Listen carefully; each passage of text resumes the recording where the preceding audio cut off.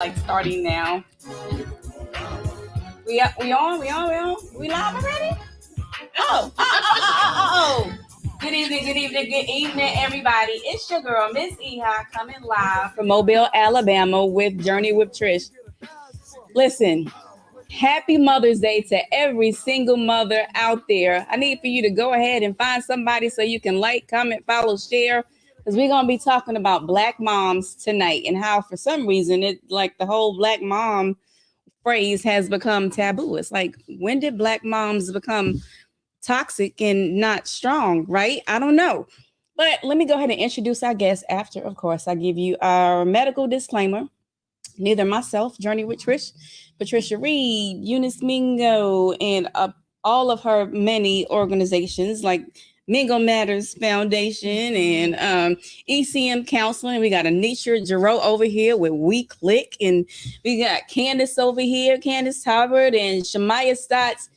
That's my baby, y'all. That is my oldest child, Shamaya Stott. So we got security outside because we don't really get along that well, but we love each other. It's going to be a really, really good show. We are hoping tonight that we can reach some moms and some daughters, some moms, some sons, just mom-child relationships, because sometimes, like you said, Anitra, sometimes black moms just get a really bad name, and I don't really understand why. So if you haven't, take this time, like, comment, follow, and share. Tag somebody, mention somebody on the bottom that's a mother, because by the time Mother's Day gets here, you may not be heels, but we want for at least you be on. Oh, it's me.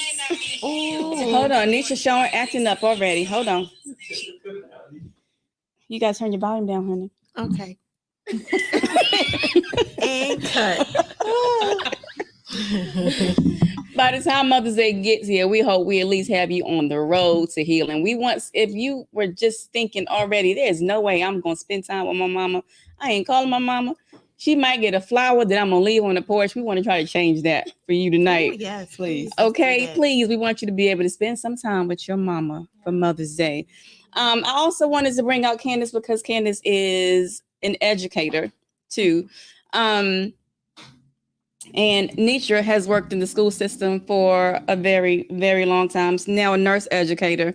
And of course, Eunice has worked, I believe, in every genre. In every genre. She is a licensed counselor. So we definitely wanted to have her here tonight. So me and Shamaya don't start. Throwing blows. All right, so let's go ahead and get it started.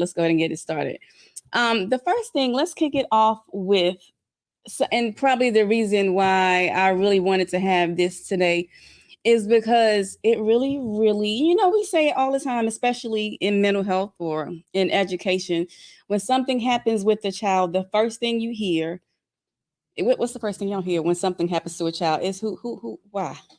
It's the what? Because they mama don't. That's what I hear. Mm-hmm. It always goes to their mama ain't paying no attention to them. Their mama ain't worried about them. Just let them do what they want to do. Where is their mama at? Right. Exactly. I say that a lot. Yeah, and I say it too, but I don't say it the way some other people say it. And probably the reason I don't say it is because, listen, I have 3 biological children and 3 bonus children. Mm-hmm. And I do believe that I did the best that I knew how to do. I know that there are some things that I probably could have done differently, but I'm not gonna let nobody sit here and throw me under the bus for everything these kids that went out here and did. Like, right. I didn't tell them right from wrong. Right. And that's not fair to parents. It is not. To mamas. That's not fair to mamas. We don't have to claim it. We don't have to own it. One of y'all speak on it. Speak on it. One of y'all mental health professionals. Well, I definitely have, as being a mom, tried to be fair. Like you said, just be fair, not so judgmental. Kids do have their own mind. You say you have 3 children. Mm-hmm. I do too, and they all are different. Mm-hmm. They all have been brought up with the same foundation, but they make different choices. They make different decisions. I have to remind them how they were raised, what their values were, and have to trust that when they go out into the world to apply those, they act like they have some sense. But they don't always do. And you know, sometimes I think I was more worried about getting embarrassed than I was worried about the kids getting into trouble. Mm-hmm. I would literally tell y'all when y'all left the house every day for school, don't get out there and embarrass me. Mm-hmm. You know? Don't embarrass the family. Don't embarrass the family. And so how is it that we're doing these things, but when they go to school and get in trouble, y'all blaming us for them getting in trouble? Yeah. I mean, from my perspective, I just feel like times have changed. Mm-hmm. And the parents just aren't parenting like they used to, Mm-hmm. in all honesty. And a lot of the times it's because they're having to work more to support their family. And so the kids are having to take care of themselves. Mm-hmm. And I can see it just because my mom had to work so much. But a lot of people in education, they're still old school and they don't understand. They're having to take care of their siblings, they're having to take care of themselves, or whatever the case may be. But it's not that the parents aren't attentive, they're just busy being parents. And working, like some And, parents are out yeah. there working 2 and 3 jobs, especially. Yes. And we're not even gonna say single parents no more, because I know dual parents households where all of them, everybody, and it's the kids, they're all having to work to be able to maintain a household. But then something happens to you, the child, while you out there trying to make some money to feed them, and don't let it end up on Facebook, because they are demolishing these parents. Mm-hmm. I also want to speak on something she said just a minute ago, that she tries to treat all her kids fair. I feel like it's hard, or I have not seen enough where moms treat all their kids fair. And not necessarily that they're not trying to, but maybe with their first child, they were still learning. Mm-hmm. Their second child, they know more. So they, treat the situation differently, how they probably should have treated it with their first child. Mm-hmm. So it's just, I don't know about the fair and the judgmental, and I don't know. And that last child's gonna test your gangster. Ooh, That's I what I want to talk heard. about Only that got last one. one, Not but- tonight. Not tonight. Start fanning. What you was gonna say, Shemaya? First and foremost, I think the first and the last will test the gangster. I don't know. I could debate that one because me and her didn't have some time. But just backing off of what you said in the fair treatment, I would kind of like use the word equal to add to that. And ultimately, I feel like I was angry with my mom for a really long time. And sometimes I still be like, oh, so they get to do what they want to do, but I had punishment. Yeah. She took my phone. Let the 2 other ones do something. Here's your phone. Just get out my face. What? I would be at phone texting. All of a sudden it was, your phone has been disconnected. Huh? Like, but it just goes to say that she had to grow up herself. You know what I mean? Like my mom had to grow up herself. And I remember, I don't know why, but I remember when we were living in maybe somewhere down an apartment, and she had a t-shirt on and it said 23. And like the spray painted, she had one of those t-shirts on and it said 23. And so now that I'm almost 30, I'm thinking, my mom was 23 years old with a 4 or 5-year-old. You know what I mean? Like she was almost a baby herself, because I know the decisions that I made at 23 and 24. So ultimately, with the working parents and the young parents just having to kind of get to that point, I do feel like parents are doing the best that they can do. So, and obviously we're not going to say we know that. And I think I said this the other day, when you start putting parents into a hat and stereotyping them, it is no difference from stereotyping a whole race of people when you start saying all parents do something. So that's the part that I really don't like. I just don't think we give those parents a chance when we just start attacking them when something happens. Yeah, we need the village back. Oh yeah. Because even when parents would fall short, you still had other support systems that would jump in and be there for those kids as well. And I think that's a breakdown in that too. But everybody is having to work now. Right. It used to be at least you had a few people on the street that wasn't working or didn't have to work or something. Like grandparents. Yeah, my grandparents. My grandmother was retired, just from what I could remember. Yeah. But.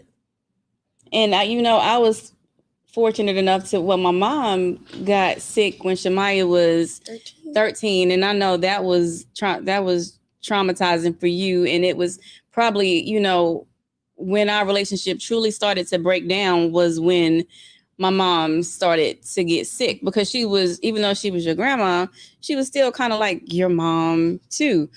I did it again. I lost my train. What did you say?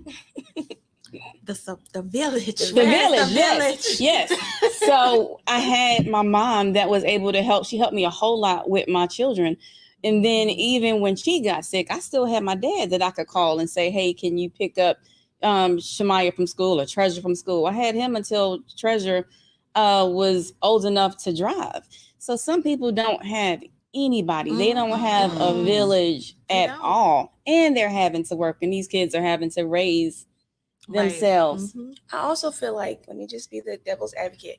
I do feel like that sometimes the older generation has something to do with that, because my grandma used to keep me, but my mama told me I ain't babysitting no kids now. I don't know if that's changed for you, but no.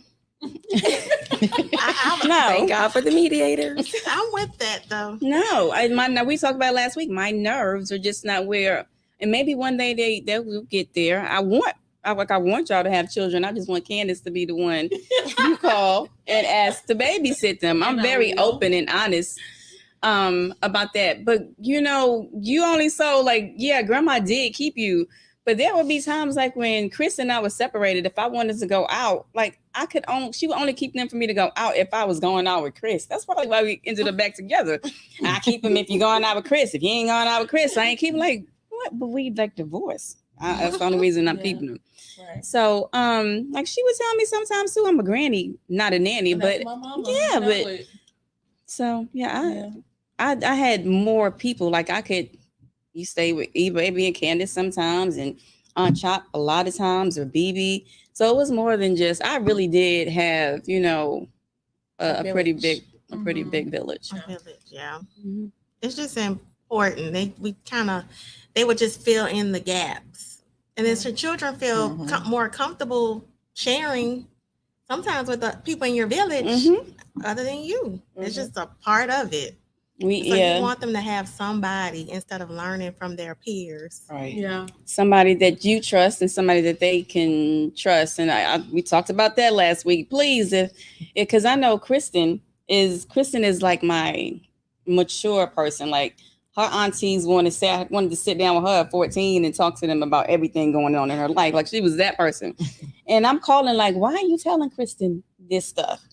And they just thought it was okay because she's just always been kind of that mature kind of and a great listener. So and plus, I guess when you have children, my children are pretty spread apart. So I'm raising a teenager now in the age of social media and all these other factors that I didn't have to parent through with my other kids. So you just change. That's why you just have to give yourself some grace and just block out all the noise because people are going to talk. So let's get into the nitty gritty. The black moms be like, and Shemaya, and we battle about this all the time. I don't know the whole book. Yeah. Children, y'all go buy it on Amazon. Okay. These kids, they really. When my mom used to talk to me and, it's a little fire in her voice, they think you're not supposed to say nothing to them. And when you say something to them, they get a little attitude about you saying something. What? And Shemaya really thought when she got to a certain age, I was supposed to stop parenting. Treasure tell her all the time, the older you get, the more you need parenting. Oh, yeah. That is the truth. That is the truth. So, what do you got to say about the way that your baby is so? She's so good. That's what I'm saying. And all children are different. Some children you don't have to. I always told Shemaya, Lord, I feel so sorry for because you ain't gonna be happy unless your man yelling at you. Somebody got to cuss at you for you think they serious. But you just take me serious. I got to be cussing at you. Why? Why? No. I don't know. It is unhealthy. And then I have the nerve to be like, Mom, you have unhealthy parenting. I don't know how that works out. But yes, I do think it's unhealthy. And I really don't want her or anybody to yell at me for that matter. I don't like it. I feel like even though I'm so sensitive in a sense, but I don't know, I guess going off of what you said, I do feel like you do have to be careful with what you say to your children. And I do feel like back in time, parents used to say anything, but what I feel like we don't address is the things that it causes your child to have to face as she becomes an adult, or he becomes an adult for that matter. Right. My mom back then, out of anger, I'm sure, and this is nothing against you, but I felt like she would say things to me, and it's like, well, how would you say that to your daughter? And I'm sure she could say, I'm your mama. Who do you think you're talking to? But I feel like she was supposed to be the mom, and I'm supposed to be the teenager or the child that's acting out. Like, I need you to be the adult in this moment. And maybe it's not fair because I held you to that standard because you too are human. But yeah, sometimes it's like, mama, calm down. You ain't got to say all that. And I'd be angry and want to go home crying. You know what I mean? So I never forget. And this is when my daddy had just got sick, right? He had a stroke. Some parts of him, he was still, his cognition was good, and some parts were not. But Shemaiah, and I've learned now that my biggest problem with Shemaiah, parents, listen, if you were not listening, listen right now. My biggest problem with Shemaiah was I was still trying to parent, So if I'm getting if I'm got an event coming up, I'm ordering clothes 3 weeks ahead of time or a month, and I got all these different things, and I want to know how come she hasn't, right? And if she hadn't, it's like, forget it. I'll just go order her 3 outfits too, right? Now I'm mad because I done spent my money to order her 3 outfits, I done scheduled her appointment with my money to go get her makeup done, but she working that time. Well, what you mean you working? I scheduled your appointment. So at her age, I'm still taking responsibility for her. And so at the wait a minute now, don't put my business no, out. No. I got to. But what blew my mind is now here we come to this year. The Grand Marshal Ball. I had washed my hands. I don't care if she come in there looking like boo-boo fool. I'm not making her no appointment. I'm not trying to find her no dress. She can't use none of my shoes. She better not touch my waist trainer. Nothing. When I tell you this girl came up in there snatched, and she did it all without my help. Sometimes you are setting yourself up for aggravation because you take on too much that you don't have to take on. Absolutely. So take it from me. Let them be grown. Let them. If she had came up in there, however she came up in there looking, would have been her fault. But it wasn't my responsibility. But you did model that behavior, so she knew how to come. You just didn't have to do it for her. Yeah, that's it. Learning that we don't have to do. We don't have to, like, they are grown. So, and that's what you do, right? Train them in the way that they should be, so that when they're older, they won't part from it. Yep. So there you go. What else we gonna talk about next? I just want to say something, and I'm sorry, Black moms. I love y'all, but Black moms are hard on their daughters and very soft with their sons. I agree. I'm throwing it out there. I agree. I'm throwing it out there because it's true. Do any of y'all have sons? I have a son. She has son, and you both have your head, sons. so you I must have be a soft. son. I do, and I get that. I do. Let me see how I'm gonna say this. Let's see how I'm gonna say this. Okay, get it right.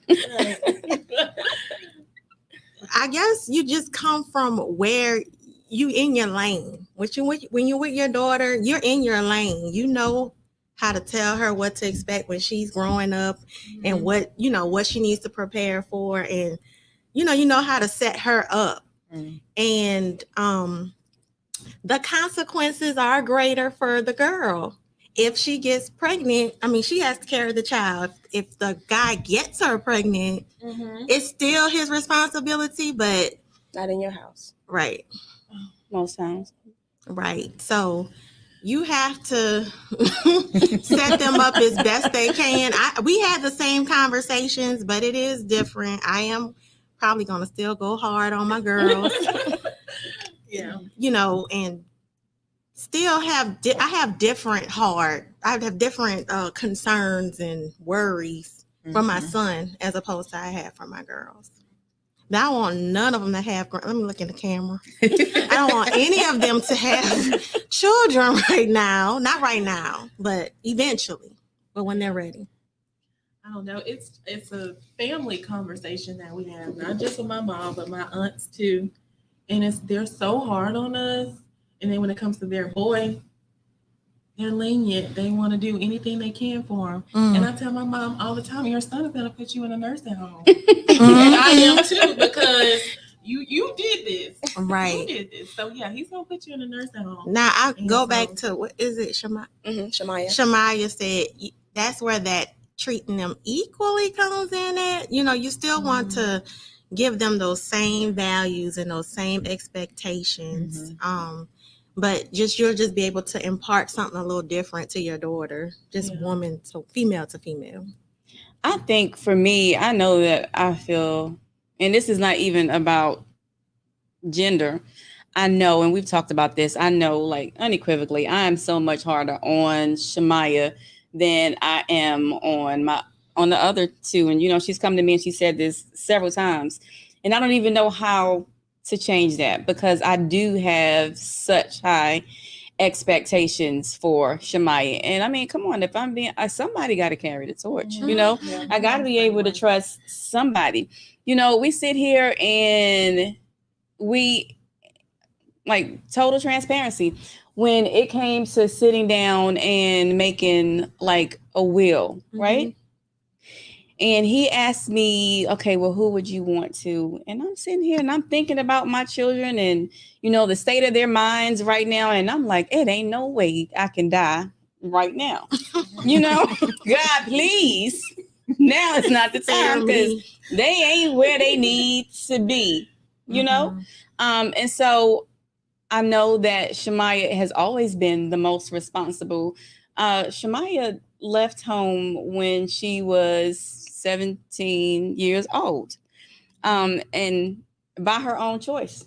No, well, she kind of got put out too. She got put out, and by her own choice too, because like she didn't want to. Yeah, she didn't want. She was already graduated from high school. She graduated at 17. And God has always just kind of had his. That's why you cover your children in your blood. And I say this all the time. I don't care what your children are doing. I don't care what people are saying about them, what they look like. You're going to still continue to cover your children in the blood. You're going to still speak life on them. I don't care what situation they are in. So this girl ended up all the way in Buffalo, New York on her own.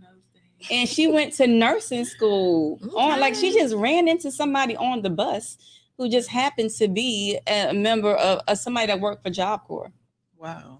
And got her, she was in Montgomery first in the CNA program, and it was like, no, you need to go further.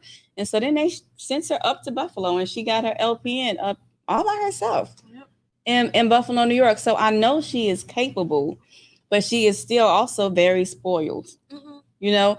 And I know that she has, I know I was very, very spoiled too. And I tell her all the time, like, she'll sit there and she'll look at the fact that I'll spoil you. It hurt me. Like, my parents, when they say ruined, I was ruined.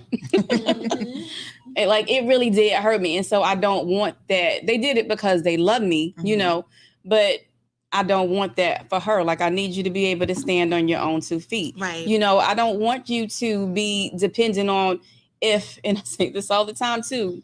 I'm sorry. But if you surviving and prospering is based on me dying, I have not done a good job, and you have not either. Because I don't plan on dying today or tomorrow. I hope I'm going to live to be 80.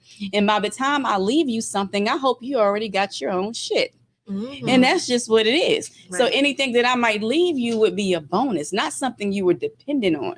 I just don't think that death should be the only way that our people come up. And that's just how I feel. I didn't even know people depended on Oh, they do. Oh, yeah. They do. They absolutely do. Certainly do. I don't know. I Certainly do. You've been quiet as a church mouse over here. And y'all been talking. Eunice said she's trying to take it all in. Because you're a boy mom. What do you say about being a boy mom? I like it. You like being a boy mom?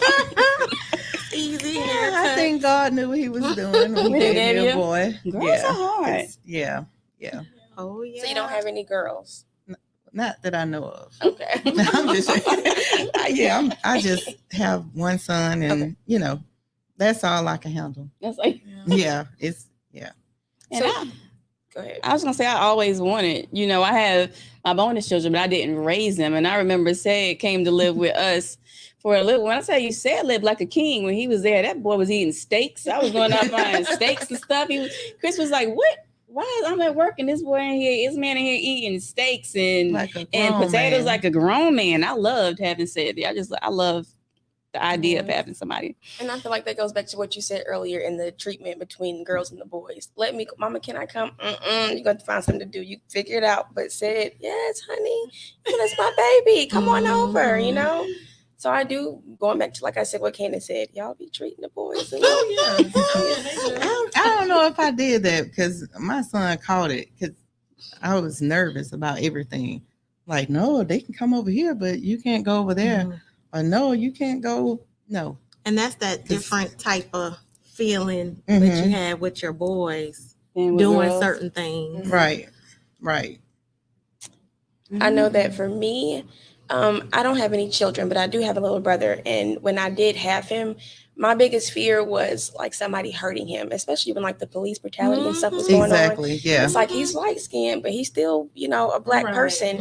And at the time he hated it. I feel like he didn't understand it. But around the Breonna Taylor, and we were in Kentucky, right where it was going on. So I'm like, please not let nothing happen to this boy. So I feel like those are the kind of fears you have, and sometimes you parent out of that fear. Yeah. So that's why you may see that extra.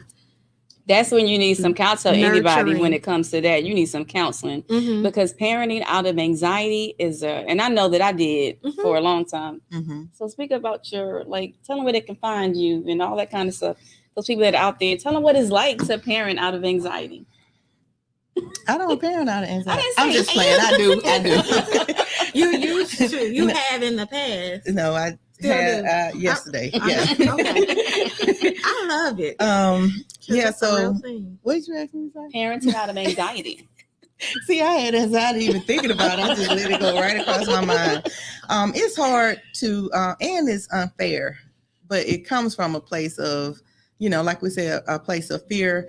But it also comes from a place of just like, I love you so much, I don't want anything to happen. And it's really hard for children to navigate the fact that you care so much. But sometimes it can be debilitating when you're parenting out of anxiety, because it's like, I can't live my life, or they can't live their life based off our fears. Right. So we have to learn to kind of reconcile those things and just say, okay, that's where prayer and meditation and your village comes in, because you need to go find you something to do. I know sometimes my anxiety would be so high when my son would go somewhere or just even go on a trip with school. I had to literally find me something to do to occupy my mind and to get that anxious energy out. So sometimes you have to know what your limitations are, and you can't see. My mom was a anxious mom, and so she was like, "You not going to school way up there, over there, And this was, when I was considering going to college. I had gotten scholarship offers at West Point, not because I was so smart, because I ran track, and at a lot of different schools. And mom's like, "Oh no, that's too far," because she had this fear and anxiety around traveling far away from home, So, and sometimes these fears don't even come from experiences that they've had. Those fears come from experiences that maybe their mom's mom had. And sometimes we have anxiety about things with our children. We don't even know where they come from. Right. So, social media. Social media. And she was like, "Nope, can't go." I wanted to go to, I'm not going to say where I wanted to go, only because my cousin went to that school. Mom was like, "That's too far." And it's in Alabama. She's like, "That's too far." So just living out of that fear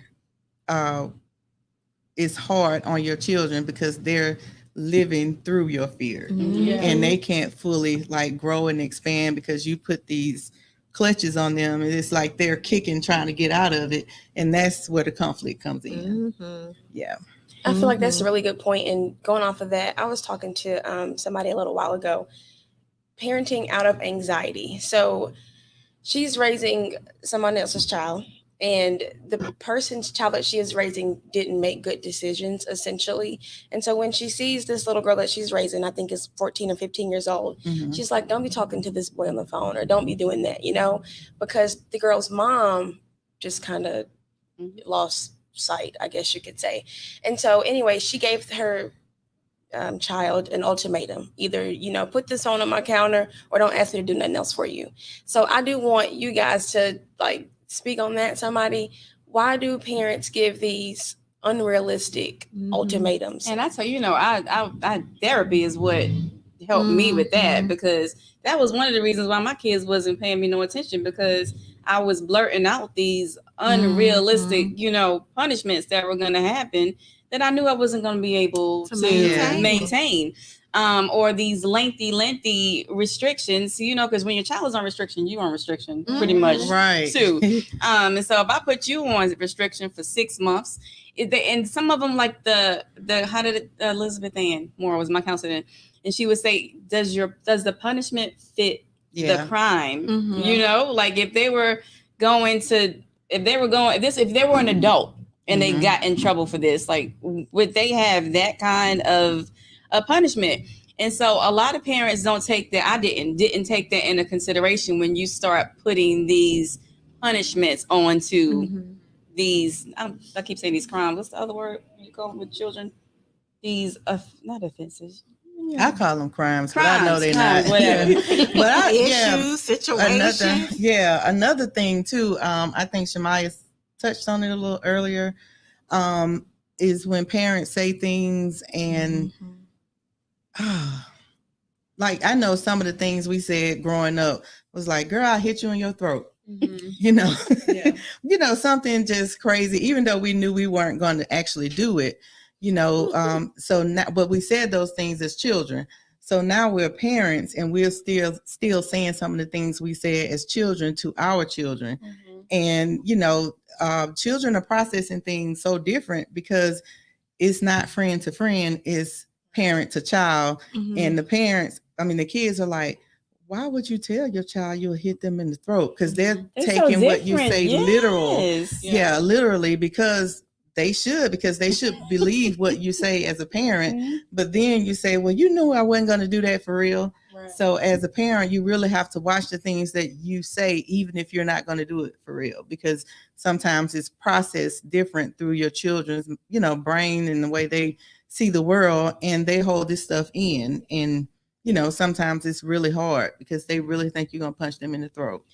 Do you mind if because when you, I don't know, because I never know what to talk about. But anyway, I know that you have sometimes taken my parenting and the things that I would say to you and said to your brother, and he would take them very literally. Like one of them being, touch my refrigerator again. Going you did so and so, I bet don't go on my refrigerator not one more time. And I think you said you went to work and came back and the boy had not ate and you asked him and he was like, well, you told me. I said, don't touch nothing in here that I bought. And somehow he said, well, you bought the food, so I didn't touch that either. I'm like, what? It makes me think about when my son was little and I did something and he did something and I did this and he hit me back. And I said, hit me again. He was like, hit me again. He kept doing it. I'm like, okay. Well, you are saying it. So I had to really dude, stop saying first, you stop hitting me. Stop doing what I say. But I don't think, because we grew up with a different school of thought and we grew up with different ways of processing things. We didn't have electronics. We didn't have, these TVs and games and telephones. We had outside. So the method that we use to process and critically think about things, they don't use those like we did. Right. They use it in a different way. They use different parts of the brain. So the way they process it, we knew our moms, our parents, if they said something, we knew okay, I know she's not going to do that, but she mean business. They are, they take it literally. I think I don't know how I would want to word it, but I think parenting is sometimes to put fear in your child, and I don't think you should want your child to be afraid of you. I think you should want your child to respect you, and like you said, know you mean business. Yeah. But I feel like some parents attempt to put fear in their children. And I think that's what you said, that respect part. Yeah, one of the things I try to say, like we grew up saying, okay, you do this, you're gonna be on punishment. So now I try to encourage parents to give a consequence to the behavior. Yeah. So I'm not going to punish you. You're going to have a consequence to your behavior, because that's what the world does. In life, you have consequences to your choices. So if you teach, okay, this is what you're supposed to be doing, this is what you're not supposed to be doing. If you do this, these are your consequences. Versus, oh, I'm going to put you on punishment. I'm going to punish. And so it lets the child believe that they're not able to make mistakes when they feel like they're going to be punished for everything. But it helps them to think if they know they're going to have a consequence for their action. Yeah. I'm going to speak on that really quick. So everybody that knows my Maddie knows she is amazing. She's such a great child. It is rare that she does anything wrong. So one day progress report time came, and I just sent her a message like, what did you get on your progress report? And she was like, I don't want to say. And I said, okay, well, just tell me what you got. I'm not upset. I just want to know. And she was like, I got to see. So I didn't write back because I was driving. So she sent another message and she said, are you going to beat the skin off of me? And I've never said that to her before, ever. I didn't know where she got that from. I don't whoop her. It's just something I don't do. So last week was progress report time again. This is 3 years later, and she didn't tell me about her progress report. So I was telling my partner, I was like, she's not going to tell me about it because it must be bad. So a couple of days later, I asked her about it, and she was like, oh, I didn't tell you because I had a C, and I didn't want you to kill me, and I love you so much, but I got my C up to a B. And it's like, I don't punish you. Not in that way. So it's no telling where they hear that stuff Right, from. yeah, their peers are talking. Yeah, and it's So something, you have to. it's something, it's sometimes not what you do is what they think you will do. Yeah. So you have to kind of look at what has been your response when she's gotten a C or a grade like that before. And that's what she fears. It's hard for kids to really say, okay, well, this is just to see she'll be okay. So we have to, as parents, we have to kind of look at our response, even if we don't think it's harsh or punitive. How are they processing it? Because with my son, silence was really hard for him. If I was quiet about something, that was really hard for him, and it spoke volumes. So I have to converse with him about different things. So, well, I still don't know what to do about mine. Not one of the three of them. When I tell you, my children are so totally, they're totally different. Well, Shamaya and Treasure are a lot alike, but Shamaya, like, a biggest part of why Shamaya and I we still don't get along sometimes, but why we didn't get along was my parenting towards, not even Kristen, just towards Treasure, because Shamaya wanted me to parent, even though, and that's always all the time, you didn't even like the way I was parenting you. So why now are you wanting me to parent her like you said I parented you? I couldn't understand it for the life of me. I will tell you, like, Why it is. Can't you understand that? I still don't understand as that for the life of children, me. we didn't like what our parents said, but then when we grew up, there was a lot and of truth to it. matured. Because I used to tell people all the time, my mama has got to be the stupidest person I ever met. Like, what is wrong with this lady? But as I matured, I'm like, it made sense. She might know a little something. Yeah, that's what happens. I remember growing up thinking my mom treated my sister better than she treated me. But your sister's younger? She's older. But my sister was not the kind of child I was. So my mom had to she had to come through that with me. And my sister was not that child, but I saw her, she rarely got in trouble. But me, I'm like, that's your favorite child, but it was like, Mhm. no, my sister was not doing all that. I know I always was doing something I had no business doing, but I do feel like that kind of goes back to the fair and equal treatment with children. Your children are different. So despite the age difference and despite a parent's growth from 23 to 43 years old, I feel like how this child is and how this child is, I can't just talk to this one. This one might need a little something more than just talking, you know? But That's And true. it probably has. It's been. I remember. You might remember, but I came to you maybe 3 months before I launched Journey with Trish, and I said, Shemaya, I said I'm almost ready. I said, but God told me if I can learn how to talk to you, I can learn how to talk to anybody.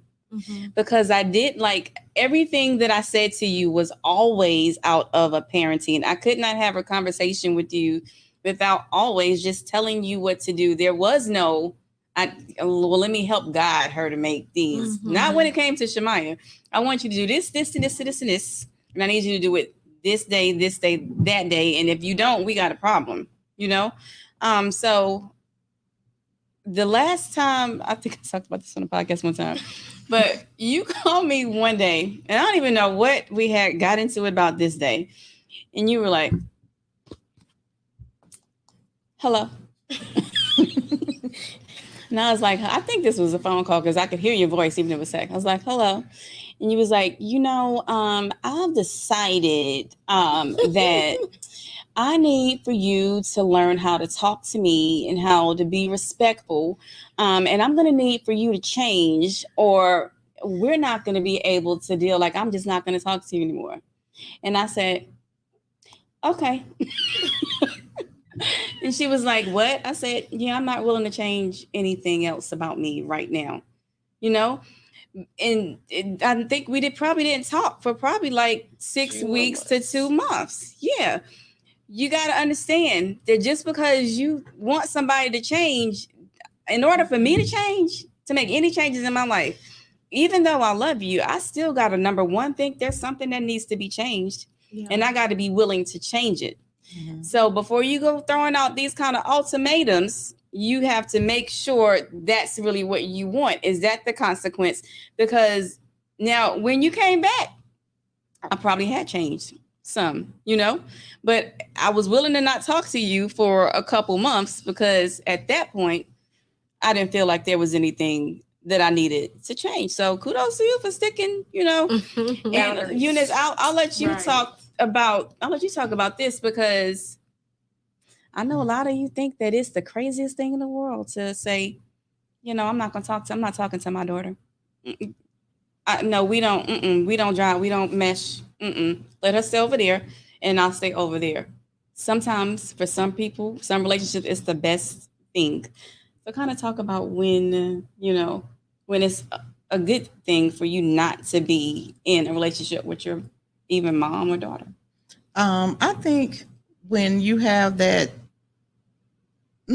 discord in a relationship, in that bond, I think you first have to identify what the issue is and address it. And if the other person, if the mom or if the daughter is not willing to change, kind of like in your case, you have to just step back because sometimes their behavior affects your life so bad or so badly that it causes you to dysfunction. So anything that causes you dysfunction, you have to look at it and see where you can put it in your life. Sometimes it doesn't mean that you cut them completely off. It means you put space between them, respectfully. And love then them from a distance. Yeah, love them from a distance. Some people say treat them with a long handle spoon, but I say with a long handle shovel, whatever. But, identifying, because it's not really, sometimes it's not really you putting the space between you and your mom or you and your daughter. You're putting that distance between you and their behavior. Yeah. That's toxic, and until they're willing to change that behavior or even acknowledge, then there's no way you can get the dysfunction out of your life if they're like one of the root causes of it. So I think it's okay. I think we have to stop shaming people for not having a relationship with people they deem toxic, even when it's a parent. Even when it's a sibling, we have to honor that person's feelings wherever they are with that. Because people love to say, that's your mama. You only got one. Girl, listen, I'm going to pray about it and hope she don't die no time soon so we can get it together. Well, she don't want to die anytime soon, so I think you good. Everybody You just kind of have to keep, like, chopping away at it piece by piece. It's not going to, I know you were like, talk to me better. And we're going to be better. Nice. We're going to be better. But it was so many more layers to that, I'm sure. It has to be at that both parties have to be willing. You cannot force somebody to heal or fix or anything. Some people can't see themselves. Some people really can't see themselves. And some people are not really willing to take that constructive feedback. I can see things about me. I mean, I can see things about Trish that she may not be able to see about herself and say, hey, you kind of may need to stop doing that, and vice versa. But and even parents, it's hard to hear that coming from your child. Ooh, you said a mouthful. Yeah. It's hard to hear that coming from your child, but that's when you have to. That's when it hurt. But then you look at that relationship, and you don't want that relationship strained, especially by your hands or your behavior. So yeah, it's like I've had to tell you, give me something sweet before you. It's because Shamaya will come and tell you 1,000 bad things, right? And then, we talk about in mental health, we talk about is their affect mood congruent, Does my face look like how I feel? So Shamaya will come and want to dump everything that is bad that has happened. And then she wants me to say, well, Shamaya, you really should just leave it to Beaver, mama. And it's not going to yeah, I'm really upset about what you just told me. She also is not very good, but she might have gotten a little better at give me a minute. Sometimes you do have to give somebody a minute to process everything that you just said, right? And then let's come back to the table. But don't talk to me while I'm still upset. Don't push me to talk to you right now. And I already told you I'm pretty upset right now. But if you let me calm down, let's come back to the table and talk about it. And a balance is good. Knowing your children's love languages are good. The way that you can't love them out of your love language. Yelling, just yell at her. She good. Yeah. I think that's a good point as well. And I think we have to, as adults and as parents, we have to allow our kids, no matter what age they are, the space to be upset as well. You know how you said, I need a minute to process. Sometimes kids need a moment to process what you said. Kids are not like we were back in the day where, we heard something and we got it right then. No, sometimes it take a minute for that to go over. And I think it's fair to them to give them that time. But in addition, when they are, getting talked too strongly about something, you have to give them a moment to process what you're saying. You may not get an immediate response, but, set a time to come back to it. Call a time out.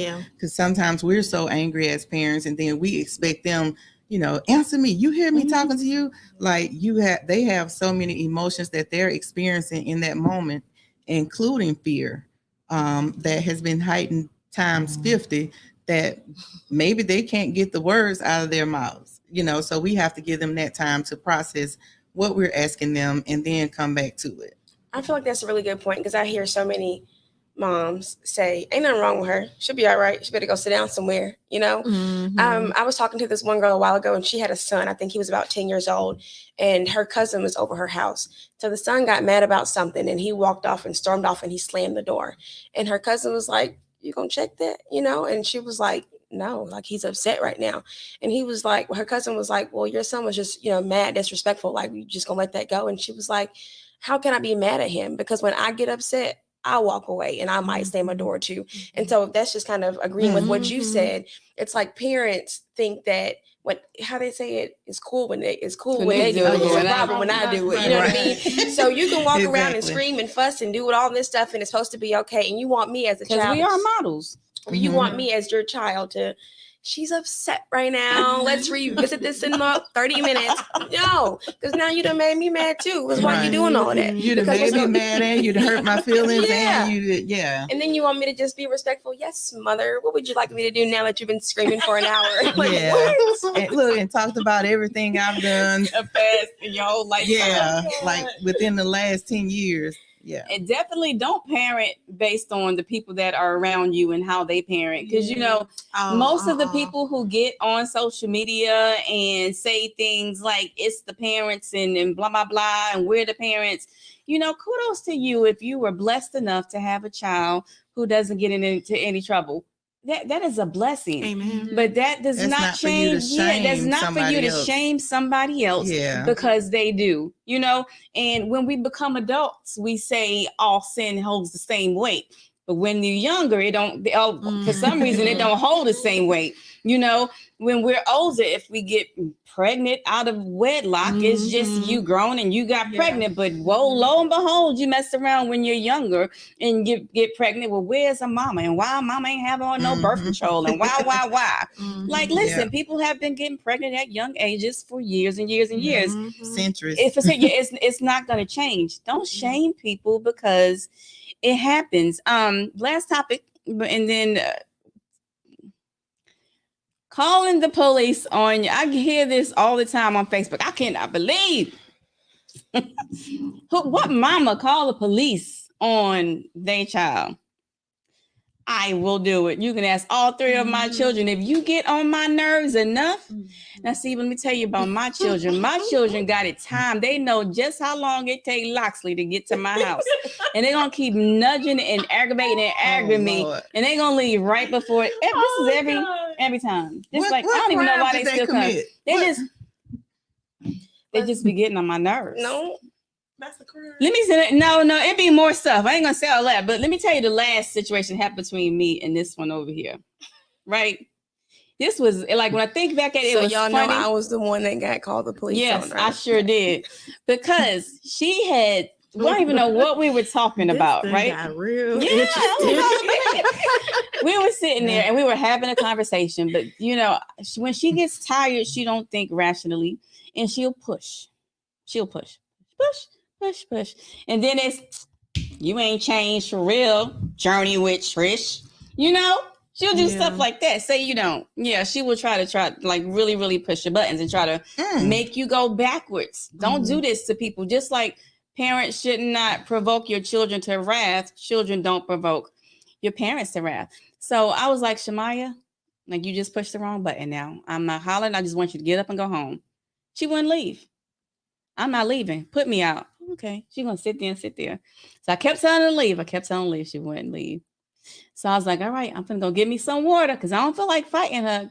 Because like, if I'm being honest, like Shamaya and I have had physical altercations before. You know, I'm totally transparent. God has brought us a long, long way. So if you have a child out there, do not feel like there is not any healing that can be, but you have to both work on the healing. You know, people say things all the time about trying to make your kids, you know, trying to treat them like your friends. Well, when I was 19 with the child, I thought I was supposed to be a friend. You know, we were both living in my parents' house together as if we were sisters. And yeah, I thought I was supposed to be. So was I the great perfect parent then? No, I wasn't. But again, I did what I thought I was supposed to be doing. So sometimes that still comes up, you know, like as if we are friends, and I got to remind her, no, wait a minute, you know, like now I know we play around, but you know, I'm still your mom. So this particular day, she would not get up, and all I wanted to do was go home, just go home.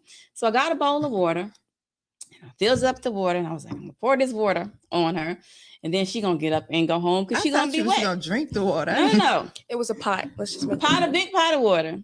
And so I took the water over there. I said, Shamaya, get up and go home. She's just sitting there looking up at me. Shamaya, get up and go home. So I poured that water on this heifer. And 2 minutes later, I thought we was getting ready to fight. But then she had went and got some cooking oil. And do you know she poured that cooking oil all over my floor? And then she left. And I had to clean up that cooking oil off the floor. Back was caught up like spasms. I was in the bed for 2 days from cleaning up that oil off of the floor. Shemaya, now you know that wasn't right for you to pour that all on your mama floor, even though I poured water on you. What? Even though, Even though. even though, This is the rule though. Like if you hit me, you can't get mad at how hard I hit you back. Yeah. but you know my mama that. used to always say, if you want to act like an adult, I'm gonna beat you behind like an adult. And so in my mind, I felt like if you want to act like a child, I guess we're gonna both be up in here doing some teenage stuff.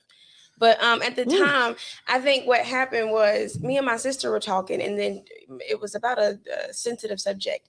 And then I said something to my sister that my mom didn't like. And my mom came for me like full force. Now you done took it too far. And in my mind, like it wasn't offensive. I was just trying to get my sister to see different points of view and not be so judgmental, to other people.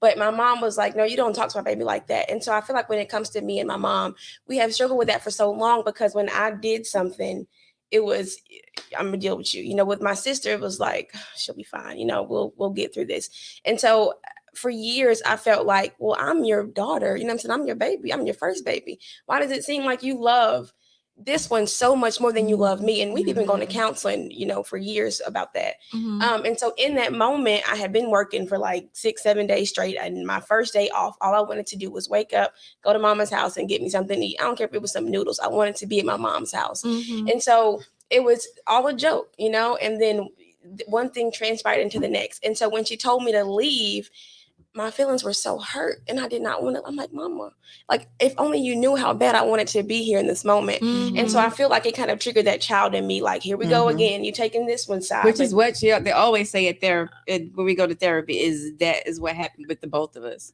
Yeah, I'm gonna say it sounds like triggers. Yeah, And trigger it was each other. something so no yeah. emotion regulation. Yeah, and it was something, like you said, simple. But the wounds, it opened up old wounds. Yeah. And it's very easy to happen. Listen, y'all, we're does. going to run out of time. We wish you could stay here with you guys all night. But again, my reason for coming here tonight was number one, for Shemaya and I to be transparent, to let you guys know that no, we're not perfect, but there is nothing I would not do for her.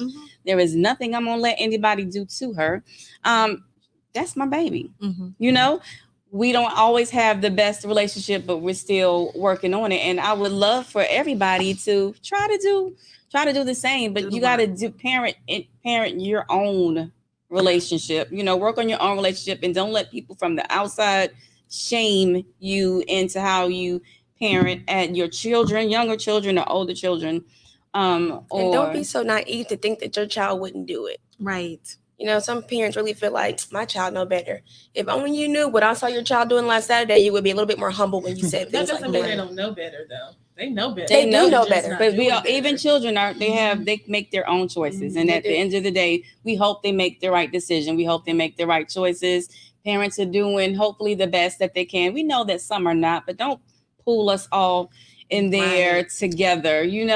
Please don't stop praying for your children. I don't care what they get into. I don't care if they got them in handcuffs and they, driving them away. You're going to still speak life over your children, because those are your children. And how can we expect, not to be that way when we expect God to continue to forgive us for the stuff that we get into, but we can't forgive our children for the things that they get into. So the educators, my heart goes out to educators, because I know, y'all deal with these children all day long. So many different children. And so many different children from so many, different backgrounds and situations. So I know it's tough. I know it's tough on you. So I'm praying for y'all, and I'm praying for parents on Mother's Day. We're only going to mention one thing tonight, and that's Tea to Turn, June 17th at Daphne Civic Center. Myself and Eunice will be your how you say it? Headliners. Yeah, we're gonna be headliners. We will be the headliners at Tea to Turn. DJ Tech will be on the ones and twos. Shemaya, who is the vice president of Health Assist Out, is always there. She's probably the funniest person in the building. So you will get a laugh when she gets up to speak. please go ahead and get your tickets. Ticket sales, thank God, have started to pick up. So head over to www.helpassisterout.com and purchase your tickets. If you have any problems, please reach out to me and I will help you. I will help you with that. I think that's it. So we are gonna go ahead out with the word of prayer. And usually I pray out, and I was like, yeah, I'm gonna pray for all the mamas. But then I was like, you know what? What if I let the kids pray over us parents? Oh Lord. Father. Yeah, and Shemaya, who has always felt like she really wasn't a prayer. I think you pray very well. So I'm gonna let you pray for these pray for the mamas tonight, Shemaya, and for everybody in the community and all these children. Just pray for everybody. Good. Before I start praying, we do know that anxiety is a real thing. So if I, pause or stutter a little bit, y'all forgive me, but it's in the Lord's name. Yeah, you just keep talking. I'm like that. You just keep talking when you mess something up, baby. Let's bow our heads. Father God, we thank you for, number one, opening our eyes this morning to see a new day. God, we thank you for giving us another opportunity at this thing that we call life. We thank you for bringing us here safely, especially through that awful traffic that we had to come through. God, we thank you for your grace and your mercy. We thank you for your continued blessings. God, I ask that you cover myself and these women next to me, beginning on their way homes and as they get home with their children. And God, I just ask that you lead them and guide them and let their work and parenting be through you. God, I ask that you touch the mamas at home that are watching right now or will watch later, that they know it's going to be all right. Lord, what happens today is all right. We still got tomorrow to think about. So God, we just want to thank you for everything that you do, for the blessings that you have given us and the blessings that we have yet to receive. God, we thank you for continuing to be a leader to us, dear God. We thank you. We thank you. We thank you from the crowns of our heads to the soles of our feet. God, we thank you for placing these women in front of us to experience such an opportunity to be able to reach out to these people. God, we thank you for our community and our watchers that are sitting here and may be able to learn something and take from this. So in Jesus' name, I pray, God, I ask that you allow us to get home safely with your traveling grace and your traveling mercy and cover us in your blood, Jesus. In Jesus' name, I pray. Amen. Amen. Amen.